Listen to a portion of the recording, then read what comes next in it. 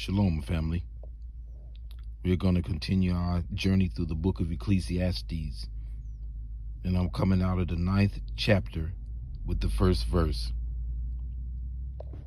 For I considered all this,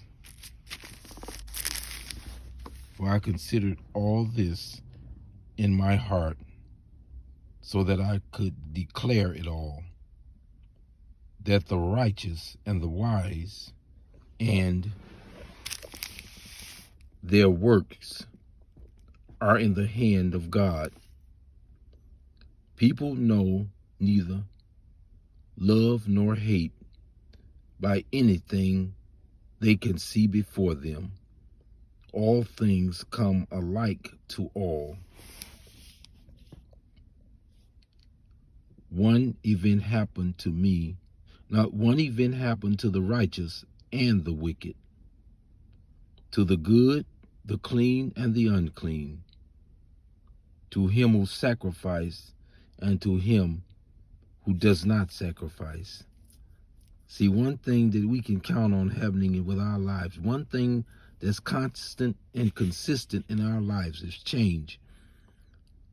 What happens to the good will also happen to the bad. It all depends on the level of life that we're at and the changes that we're going through at that time. So what happens to the good will also happen to the bad. For this is what brings about growth. If no adversity ever comes into your life, how will you ever grow to what Yahweh would have us to become? As is the good. Now let me back up. To him who sacrifices and to him who does not sacrifice. As is the good, so is the sinner. See, at the end of the day, we are basically the same. We're all trying to see what can we do to become what Yahweh would have us to have. And some of us he take through circumstances, and some of us pick up what we need to learn right off the cuff and don't have to go through any of the changes. But some of us learn and become what we need to learn and become through hardship, chaos, and calamity. He who takes an oath and he who fears an oath. This is an evil in all that is done under the sun. That one thing happens to all. Truly the heart of the sons of men are full of evil, and that is so true. Madness is in their hearts while they live, and after that they go to the dead. But for him who is joined to all the living, there is hope. For the living dog is better than a dead lion.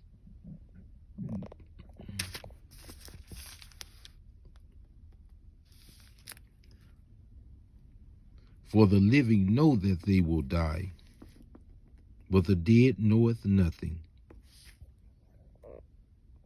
You see, man is made up of 3 parts, spirit, soul, and body. And this is why the grim reaper comes when your end is drawing near. He comes, as the prophet Solomon said in Ecclesiastes, he comes to sever your silver cord. Just as a baby has an umbilical cord that attaches it to its mother to give it life, you have a silver cord that attaches you to Yahweh, the Lord of this universe, that the scriptures call the Ancient of Days. This is why the angel of death has a sickle. Once he comes and sever your silver cord, that's what severs your body from your soul. Your soul is where your memory is. Your body goes back to the grave. Your soul goes back to the atmosphere. When you take your final breath and you breathe out, that's your soul going back into the atmosphere. But your spirit, which is the essence of all that was, is, and is to come, which is the essence of God, it goes back to him. So man is a 3-fold triune being. You are made up of spirit, soul, and body.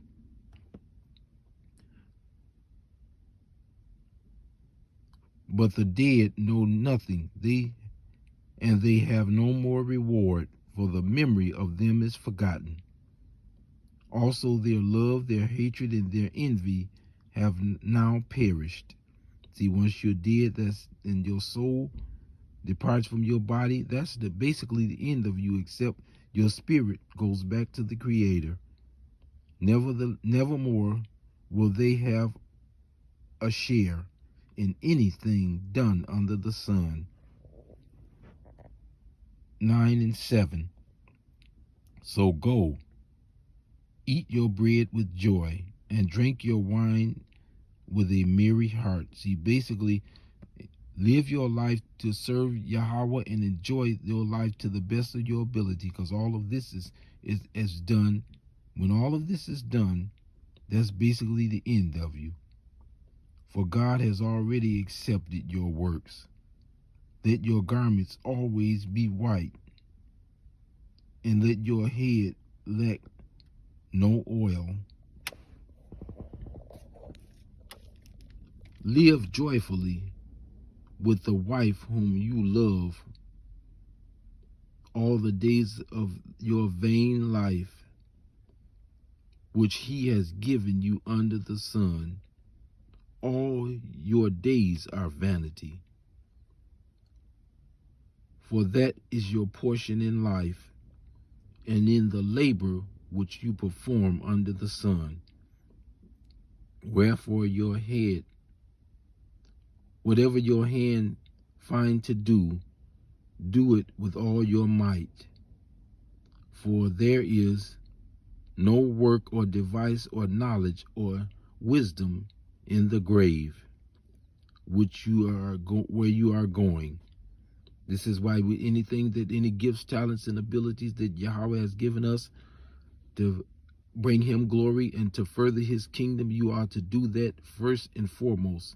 Before anything else, make the Lord's work first. I returned and saw under the sun that the race is not given to the swift, nor the battle to the strong, nor bread to the wise, nor riches to men of understanding, nor favor to men of skill. But time and change happens to them all. See, that's one thing that we have in common. I don't care how you like the way that you are, anything that's not changing is something that's dead. Change is a part of life.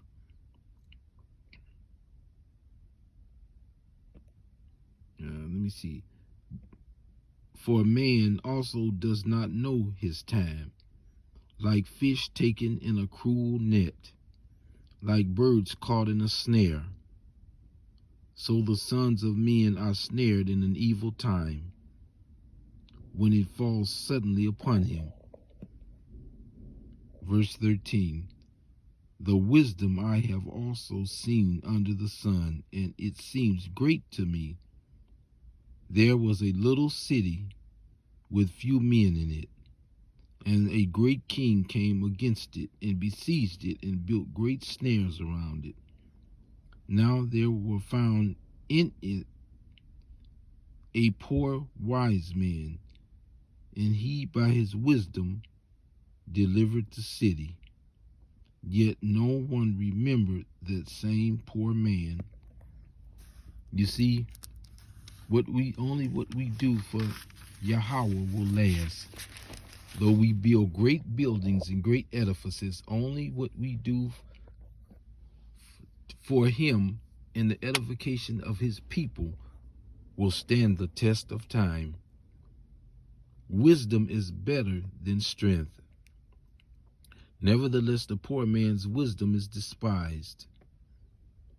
You see how we try to point people in the right direction and tell them what's right and true and what will make their lives better, and they seem to despise us all the more. So it was with the prophets and those before them. Words of the wise spoken quietly should be heard, rather than the shout of a ruler of fools. Wisdom is better than weapons of war, but one sinner destroyeth much good. So I said all that to say this. I hope that you got some understanding out of something that Yahweh gave me to give you, to edify you and bring you clarity in his word. We're taking a tour through the book of Ecclesiastes, and there's great wisdom to be gained from this book, in the knowledge of our walk with him, in the knowledge of what's really important in life, in the knowledge of men and women relationships. Much wisdom is to be gained from this book, and I ask that he continue to open my understanding so that I can help open your understanding, so we both and us all can become great and become what we need to be in his kingdom. Shalom.